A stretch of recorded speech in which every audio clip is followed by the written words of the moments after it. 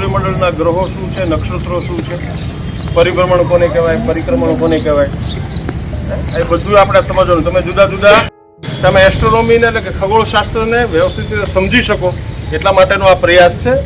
રમતા રમતા આપણે વિજ્ઞાન શીખવાનું છે. એસ્ટ્રોનોમી એટલે કે આપણું ખગોળશાસ્ત્ર શું છે આ બધું સમજવા માટે આ ગેમ અમે તમને રમાડીએ છીએ. રમી છે ને બધાને? આપણે માપવું હોય આપણે ફૂટપટ્ટી લઈને માપીએ જ ને, આપણે અંતર માપવું હોય તો પણ આપણે સૂર્યથી પૃથ્વી વચ્ચેનું અંતર માપવું હોય તો કેટલું હશે, કોઈને ખબર છે?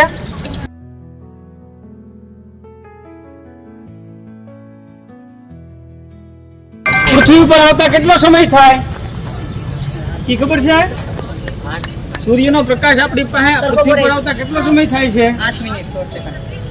હા, 8.25 મિનિટ. કેટલી? 8 મિનિટ.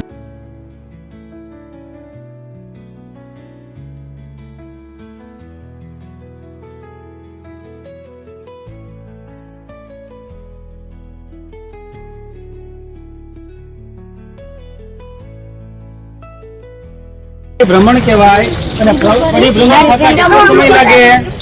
24 કલાક. કેટલો?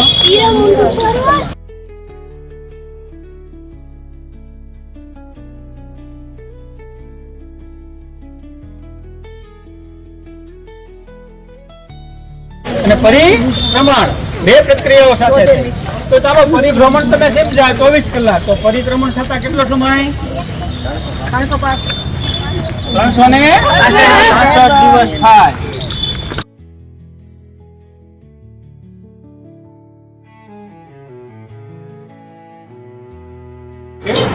આપણો વ્યવહાર આજના દિવસે આપણે સમજવાનું છે કે આપણે આપણું એવું વર્તન કરીએ, આપણે એવો વ્યવહાર કરીએ.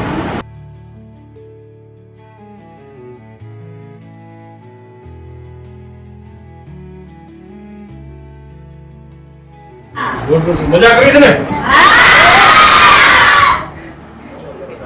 બધાને આનંદ કરવાનો વિજ્ઞાન અને ટેકનોલોજીનો આજે સરસ દિવસ છે. Biological diversity, international biological diversity.